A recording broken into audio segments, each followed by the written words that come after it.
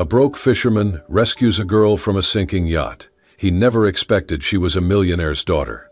The storm had swallowed the night. Wind howled like a wounded animal across the open sea, tearing at the sails of Blaine's small fishing boat as it bobbed violently between swells. Rain came down in cold sheets, blinding, relentless. He gritted his teeth, his hands gripping the wheel so tightly his knuckles went white. Every instinct told him to turn back, to get to shore before the ocean took another chunk of his soul. He was almost there. He could see the faint orange glow of the harbor through the haze when the radio crackled. Static. Then a voice. "Is anyone there? This is Serenity. The engine's gone. I'm taking on water. Someone, please." The transmission cut, swallowed by static. Blaine froze. He turned the dial, fine-tuned it, but the voice did not return. Just wind, static, chaos. He hesitated. Just one more lost rich kid playing captain on a $1 million toy, he thought. But even as the thought crossed his mind, he was already turning the boat back into the storm. "Damn it," he muttered, yanking the throttle. The vessel groaned, the bow lifting as it met another wave head-on. He followed the direction of the voice, using instinct more than logic, squinting through sheets of rain until he saw it. A faint flicker of orange in the dark, the unmistakable silhouette of a yacht listing dangerously to one side, smoke pouring from the lower deck. "Serenity," he whispered. He pushed forward, steering hard. As he got closer, lightning lit up the scene for one haunting second. The yacht was partially sunk, the stern nearly under, and there, clinging to the rail, a figure in a soaked white shirt and shorts, struggling to reach the lifeboat. Blaine did not think. He grabbed a rope, stripped off his heavy coat, and dove. The water was black and freezing, thick with debris and oil. He kicked hard, slicing through it with practiced strength. She was slipping, her grip failing, when he reached her. "I got you," he shouted, wrapping one arm around her just as her body gave out. She did not respond. He pulled her up, one stroke after another until they reached the edge of his boat. He hauled her up with pure muscle and adrenaline, his chest heaving. She collapsed onto the deck, unconscious. Her foot was bleeding, a jagged gash along her ankle from where the railing had twisted. Her skin was ice, her lips bluish. Her soaked clothes clung to her like seaweed. "God damn it," Blaine cursed under his breath. He dragged her inside the small cabin, wrapped her in a coarse wool blanket. He lit the emergency heater, placed it near her, and then crouched beside her. Her eyes fluttered but did not open. He tore off part of his shirt and began to clean the wound on her leg, trying not to wince at the blood. It was shallow but messy. She moaned softly, pain breaking through her daze. "Yeah, sweetheart, I bet it hurts," he muttered, tying the bandage with calloused fingers. Then he sat back, staring at her, the firelight flickering across her pale face. She was young, mid-20s maybe, her features fine, delicate, expensive-looking. A thin gold necklace still clung to her throat. "Figures," Blaine said bitterly. "Another spoiled rich girl with no business being out here, thinking the ocean's just one big Instagram filter." Outside, the wind roared against the hull, but he barely heard it now. He watched her breathe, slow and shallow, and despite himself, worry crept in. "You're lucky I was close," he said, not expecting a reply. "Out here, no one's coming if you sink, especially not for people like me." Still nothing. He reached up, touched her forehead, cold but not dangerously so. She would be okay, if the storm did not get worse.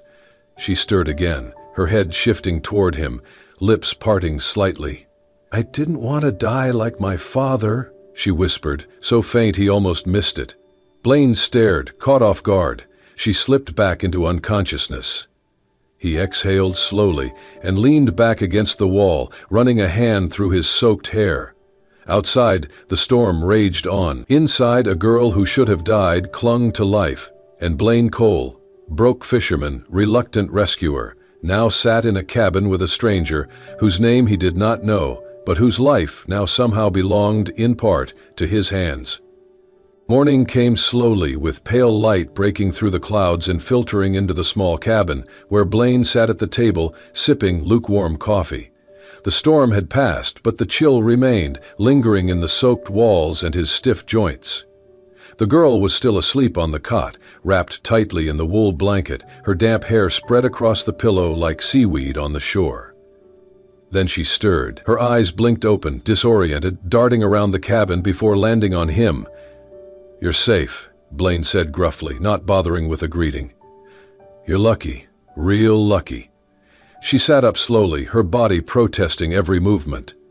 "Where am I?" "My boat, and you're welcome," he said, setting down the mug. She blinked at him, then looked down at her bandaged leg, the neatly folded blanket, the cup of water beside the cot. "You saved me. I pulled you out of the ocean," he said flatly. "Saving you's up to you." There was a pause. "I'm Celeste," she said softly. Blaine didn't offer his name in return. Instead, he stood. "You can stay here for a couple of days while you wait for someone to come get you, but don't touch anything unless I tell you to." She nodded once, biting her lip. By midday, she was moving better. She insisted on helping him with chores despite the limp. Blaine scoffed but didn't argue. He figured she'd give up after 5 minutes of hauling nets. But she didn't. She helped scrub down the deck, made surprisingly decent coffee, and even asked questions about the traps and the tides, as if she were actually interested. When he saw her tying knots with ease, his eyes narrowed. "You've done this before," he muttered. "I studied marine biology," she said, adjusting a rope. "I've worked on boats during field surveys. This isn't my first time in salt water." He didn't answer, but something inside him shifted. That evening, as the sun dipped low on the horizon, they anchored near the reef. Blaine liked to check the traps before dark, and to his surprise, Celeste asked if she could tag along. "Your leg's still busted," he said. "I can manage," she replied. He watched her hobble across the deck, stubbornness in every step. Out by the coral shelf, Blaine spotted movement. A sea turtle tangled in stray netting, trapped near a cluster of rocks. Before he could react, Celeste had already dropped to her knees, grabbing a pair of gloves and a diving knife from the supply bin. "What do you think you're doing?" he snapped. "I know what I'm doing," she said, already halfway into the water. Blaine cursed and jumped in after her. The current was gentle but steady. Celeste moved with practiced precision, kicking toward the turtle, bubbles rising behind her. She didn't panic. She didn't flail. She reached the animal, gently held its flipper, and began to cut. Blaine hovered nearby, watching. She worked quickly, freeing the turtle within moments. Then she guided it carefully away from the reef, her movements deliberate and calm. Back on the boat, soaked and breathless, Celeste wiped her face and turned to him. "You okay?" she asked. He stared at her for a long beat. "You handled that well," he admitted, reluctant. She smiled, the first genuine one he'd seen from her. "I told you, I'm not useless." He looked away, hiding the way something inside him softened just slightly. Maybe she was rich, maybe she had no business being out here alone. But she wasn't useless. And, for the first time, Blaine Cole wasn't entirely sure what kind of girl he had pulled from the water. Celeste ended up staying longer than either of them expected. The harbor was still closed for repairs after the storm, and the next supply boat to the mainland would not arrive for several more days. Blaine said little about it, but he did not seem in a hurry to see her leave either. She respected his silence, but filled the quiet with small gestures, offering to help cook, assisting with net repairs, scrubbing the deck. She even insisted on joining him during his daily trips on the boat. To his surprise, she kept up. They rowed across the quiet morning waters, collecting plastic bottles, tangled nets, and discarded wrappers that bobbed along the surface like forgotten promises. Celeste wore a sun-faded ball cap Blaine lent her, and she tied her hair back with a piece of twine. Her hands blistered. She never complained. One late afternoon, the sky turned a mellow gold, and the sea seemed calmer than usual, its surface shimmering like melted glass. Blaine and Celeste were a few miles off the coast, drifting near the coral reef where the waters turned from emerald green to a deep, translucent. Blaine was checking the traps when Celeste pointed sharply toward a small commotion in the water. "There," she said, leaning over the side of the boat. Blaine squinted, then saw it too, a sea turtle, large and graceful even in distress, flailing its front flippers as it struggled against the tangled remains of a fishing net. It had likely been there for hours, maybe longer. The plastic strands had wrapped around its shell, cutting just below the right fin. Without a word, Celeste stood, pulled on a pair of gloves, grabbed the diving knife from the supply crate, and slipped into the water. Blaine opened his mouth to stop her, but by the time the first word formed, she was already halfway down. He moved to the edge, watching closely. She moved through the water like she belonged in it, confident, calm, practiced. Her movements were not hurried, but efficient, her body a quiet rhythm against the flow. She approached the turtle gently, one hand on its shell to steady it, the other slicing through the netting with careful, deliberate strokes. Blaine's fingers gripped the boat railing tighter as he watched. She wasn't just good, she was trained. This wasn't the first time she'd done something like this. Within minutes, she surfaced, water streaming down her face, the turtle now free and drifting safely away, its path serene as it swam back toward the reef. Back on board, both soaked and breathless, they sat side by side, watching the turtle vanish into the blue. "You know what you're doing," Blaine said finally. Celeste looked over at him, her cheeks flushed with the sea breeze. "I should," she replied with a faint smile. "I've been working in marine conservation since I finished school." Blaine raised an eyebrow, casting his line into the water again. "You don't seem like the type," she chuckled softly. "What type is that?" "The kind who works hard in the field. Most people just write a check, take a picture next to a turtle, and call it a contribution." "I tried that once," she admitted. "Didn't feel like I earned anything." Later that evening they sat on the beach beside a small fire. The scent of grilled fish mingled with the smoke, and the sky turned to a rich violet, the stars beginning to show themselves. Celeste leaned back on her elbows, sand clinging to the cuff of her jeans. Blaine stared out toward the vastness of the ocean, his eyes reflecting the flames. "I used to love the sea," he said quietly. "Thought I'd build my life around it. Went to school for marine navigation, top of my class, even had a scholarship lined up for overseas study." Celeste turned to him, surprised. "What happened?" He shrugged, his face shadowed by firelight. "My dad got sick, had to come back, take care of things. The family boat needed work, bills piled up. Then the sea stopped being a dream and started being a job." He paused, scooping a handful of sand and letting it fall between his fingers. "The ocean used to feel like freedom. Now it just feels like something I'm trying to survive." Celeste was quiet for a moment. Then she said, "Funny, for me it's the opposite." Blaine looked at her, brow raised. "I was born into comfort, expectations. Every step of my life was choreographed. But the ocean, it's the one place where no one tells me who to be. No one cares who I am, just currents, wind, silence." He studied her expression. There was something honest in it, unmasked. "But no one ever takes me seriously," she continued.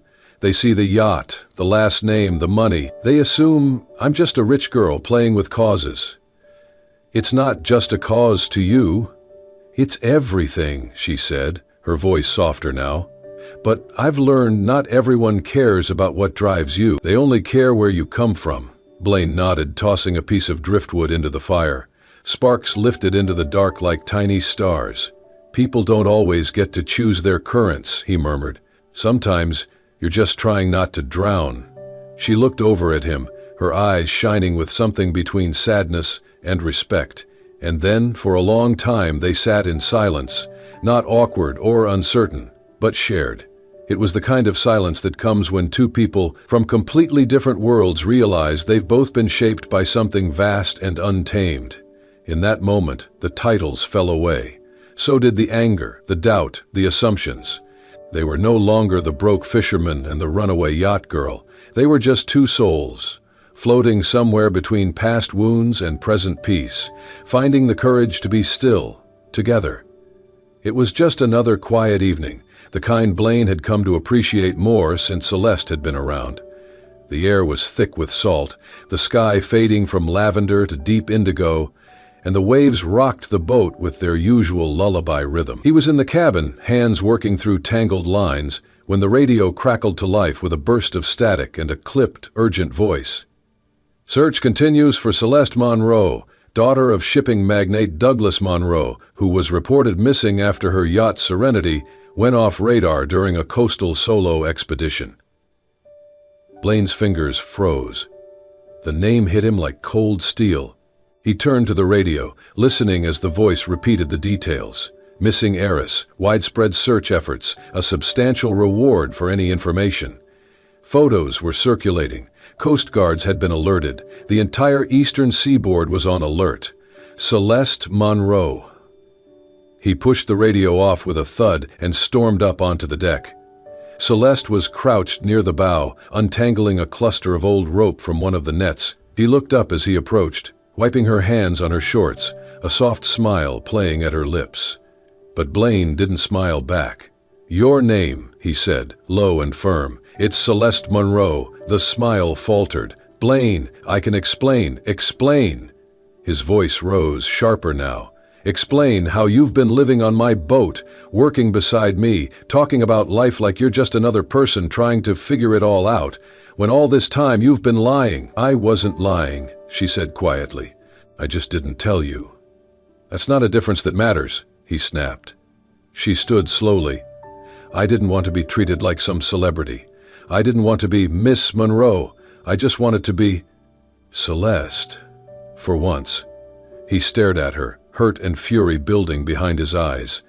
"You let me think you were just some lost girl," he said, stepping closer. "You acted like you knew what it was like to struggle, to fight for something real. But you're a Monroe. You've had everything handed to you." Her voice trembled, but she stood her ground. "Do you really think money makes life easier? My father controls every step I take. My mother's gone. I've spent my entire adult life trying to do something meaningful, something that's mine, and the one time I find peace, the one time I feel like someone sees me as a person, you throw it in my face?" Blaine turned away, shaking his head. "I should have known better." "You told me about your past," she said softly, "about your dreams that got buried under debt and duty. I didn't pity you. I admired you." He looked at her again, but his expression was cold now, guarded. "You get it," he said, voice like stone. "You're everything I've spent my life trying to get away from. The parties, the privilege, the fake smiles. You waltzed in here like you wanted to play poor for a few days, get your little sea adventure, then go back to your real life. That's not fair. It's the truth." Silence stretched between them, thick and bitter. "I didn't ask to be saved," she whispered, "but I'm glad you did, not because I couldn't live without you, Blaine, but because, for a moment, I thought I could finally be myself." He said nothing. She reached into her pocket, pulled out the necklace made from sea glass and twine he had given her just 2 days ago. She unclasped it, holding it out to him. "I'll leave in the morning." He didn't take it. She placed it gently on the edge of the table near him and turned away, her footsteps slow, deliberate, like each one was a choice she wished she didn't have to make. She didn't cry until she was back in the cabin, out of sight, and even then she muffled the sound with her hand, not wanting him to hear her fall apart. Outside, Blaine stood alone on the deck, the necklace lying between them like a broken bridge neither of them knew how to rebuild. The waves rocked the boat gently, but nothing could calm the storm now swirling inside him. The dock was quiet when Celeste left. No words, no final glance, just the sound of oars slicing through water as she rowed the small dinghy toward the mainland. Blaine watched from the edge of his boat, arms crossed, jaw tight. He did not call after her, he did not stop her. And yet, as she disappeared into the fog, something heavy settled in his chest, something he could not name. Back in the city, the air felt wrong to Celeste, too clean, too polished, too distant from the salt that still clung to her skin, but there was no time to adjust. The moment she stepped back into her family's penthouse, the world came crashing down. Her father stood waiting, tall, powerful, perfectly composed, in a tailored suit that screamed control.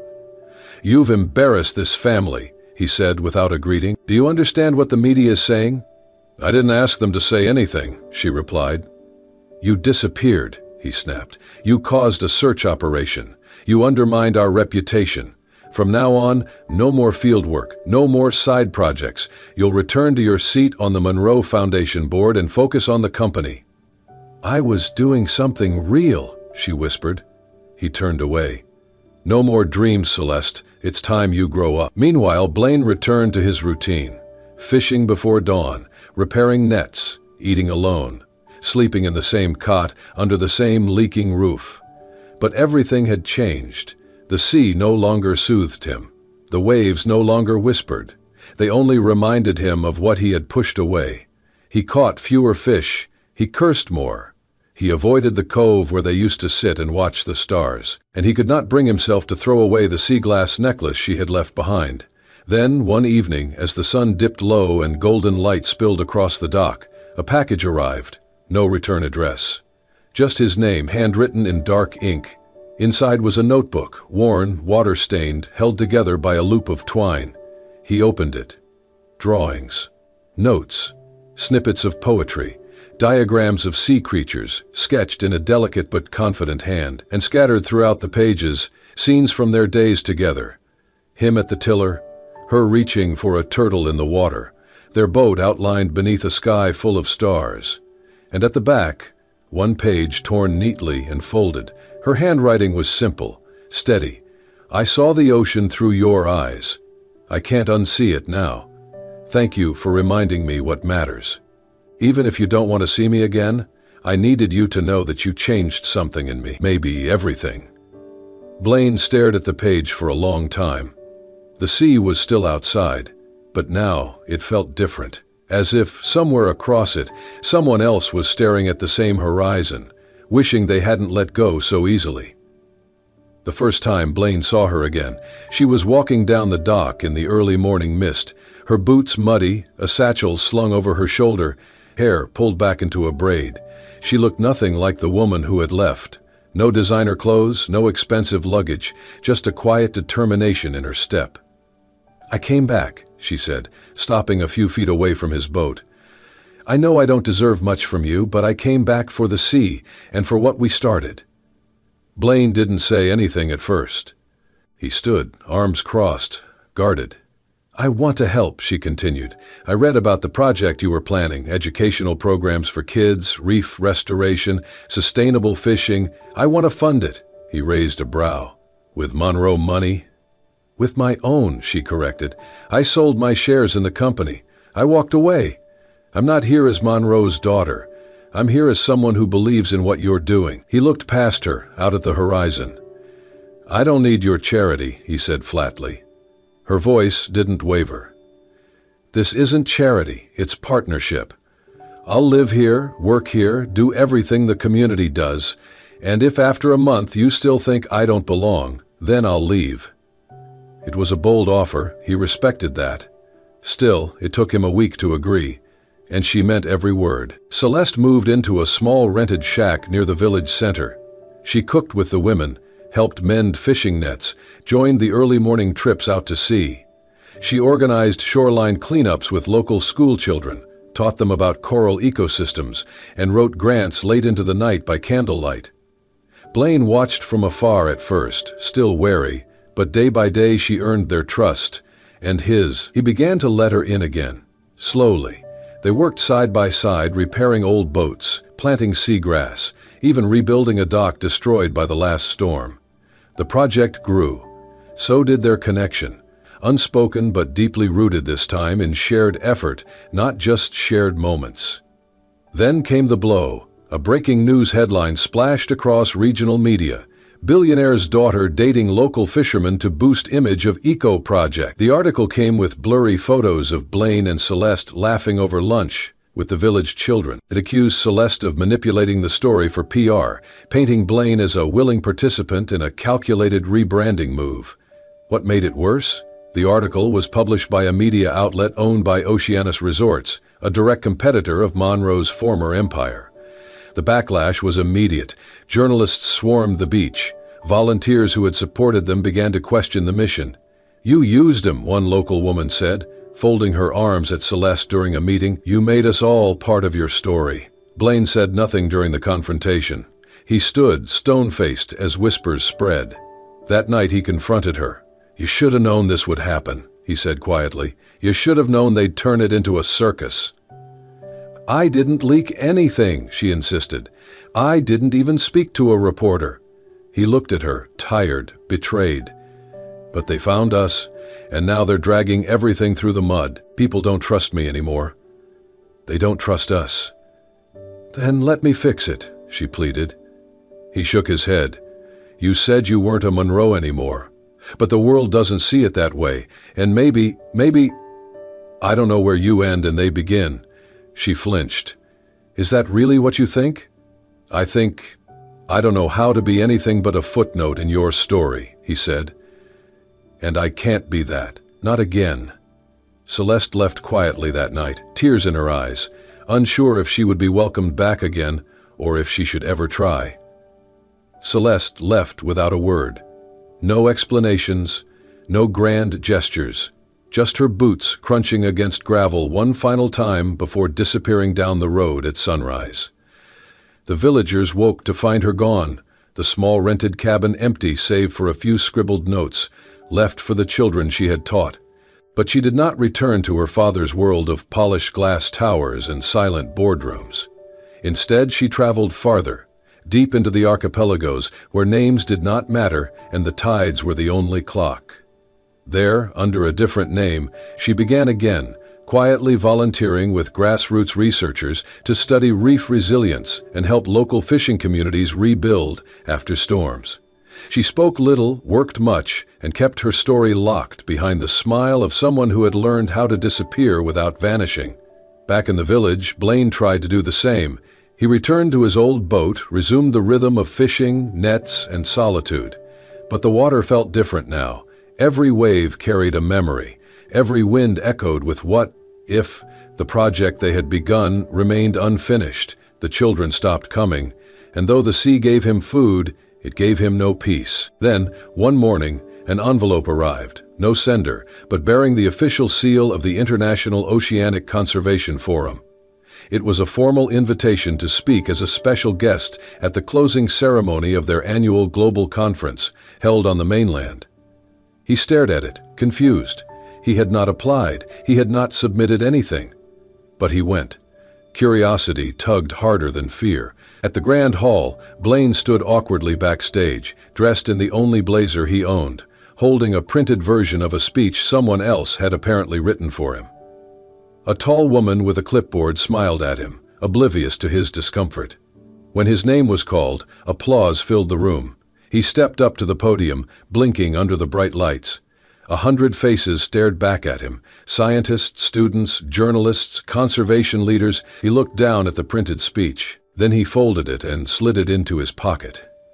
I was never supposed to be here, he began, voice rough. I'm just a fisherman. I've spent more time patching nets than writing anything. But someone submitted my story, someone who once told me the ocean could still teach me something. He paused. I didn't believe her then. I was too proud, too scared of what I didn't understand. But she was right. He spoke not of graphs or funding, but of mornings hauling trash from the shallows, of freeing turtles tangled in nets, of laughter shared over fish and rice, of watching a woman kneel in salt and sand to prove that her heart belonged to the sea more than any mansion ever could. I pushed her away, he said, because I thought I was protecting myself. I thought I'd drown if I let someone like her in. He looked up. But I drowned anyway, just in silence. The room was utterly still. In the wings, behind the curtain, Celeste watched him. Her hand clutched the strap of her bag, her eyes glassy with tears. She hadn't meant to be seen. She had only come to make sure the story made it here. But his voice pulled her in. And for the first time in a long time, she cried not from pain, but from something that sounded a little like hope. The sun had barely crested the horizon when Blaine arrived at the beach. The same stretch of sand where, a year ago, he had pulled a woman from the storm and into his boat. A woman he did not know would rewrite the tide lines of his life. Now, the shoreline was dotted with tents and colorful flags. Volunteers were bustling about, setting up swim buoys, arranging baskets of donated towels, and greeting shy first-timers arriving for the event. The sign read, "Waves for all, swim day for adults who've never touched the ocean." Blaine had once feared the water too, not its depth, but what it could take. Now, he stood ankle-deep in it. Barefoot, sleeves rolled, a whistle around his neck, not as a fisherman, not as someone surviving, but as someone who belonged. He was no longer just Blaine Cole. He was now the community ambassador for the Coastal Preservation Initiative, an internationally recognized conservation movement that had started with one broken net, one stubborn heart, and one impossible girl. She had been gone for a long time, and yet he had never stopped feeling her presence. When the wind rushed over the waves, when kids laughed collecting shells, when sea turtles poked their heads above water like old friends saying hello. He looked around the gathering crowd. Dozens of adults nervously towing the water, some holding their children's hands, others clinging to borrowed life vests. His team moved among them, offering encouragement. Then he saw her. At first she was just a silhouette at the edge of the dunes, hair loose in the wind, barefoot, wearing a linen dress that fluttered like sailcloth. No sunglasses, no guards, no entourage. Just her. Celeste. He froze. She walked slowly toward the water, eyes locked on him, her steps tentative at first, then more certain. Her lips curved into a soft smile. It wasn't the smile of the girl who once fell off a burning yacht. It was the smile of a woman who had found her compass again. Blaine stepped forward, meeting her halfway in the shallows. "I wasn't sure you'd come," he said. "I wasn't sure you'd still want me here," she replied. His gaze held hers. "You were always here. Every time I took a breath out on the waves." She looked at the swimmers behind him, the joy and nerves mixing like salt and sunlight. "You did it. Everything you dreamed." He shook his head gently. "No, we did. You were the wind when I couldn't move, the tide that pulled me forward." Celeste blinked back sudden tears. He reached for her hand. "I was angry," he said, "not because of who you were, but because I thought I wasn't enough for you. I was scared I'd always be the one looking up from below." She squeezed his hand. "And I was scared you'd never look back again." He stepped farther into the water, the tide washing around their ankles. "The ocean once nearly drowned me," he said, voice soft, "but then it gave me you." She didn't speak, she only followed. They stood waist-deep in the gentle waves now, faces turned toward each other. "If I drift again," he murmured, "I want it to be toward you." She nodded, the tears finally falling, kissed away by salt wind and sun. There was no crowd watching, though people on shore had begun to notice. There was no diamond ring, no staged proposal, just two people standing in the sea, surrounded by the quiet thunder of the waves and the echo of everything they had overcome. Celeste reached up and placed her palm on his chest. "This," she said, "is the only compass I need now." And then she leaned into him, forehead against his, as the tide rolled in like a whispered promise. The sky turned golden, children splashed in the shallows, volunteers laughed, the waves rolled, steady and eternal, and somewhere between the pull of the past and the promise of tomorrow, Blaine and Celeste, two people once lost, found each other again. Not because the sea saved them, but because they chose to swim back, together. If this story stirred something in your heart, if it reminded you that even the most unlikely tides can bring people together, and that healing often arrives in the form of kindness, patience, and a second chance, then you've just experienced what we at Soul Stirring Stories believe in, the quiet power of real connection. Blaine and Celeste's journey wasn't easy. It was messy, imperfect, and full of storms, but in the end it was real. And maybe that's what love truly is, not about where we come from, but where we're willing to go, side by side. If you'd like more stories that warm your soul, lift your spirit, and maybe even bring a tear to your eye, don't forget to like, share, and subscribe to Soul Stirring Stories. We're here to remind you that in a world full of noise, there's still beauty in the quiet, and still hope between the waves. Subscribe now and let your heart sail with us.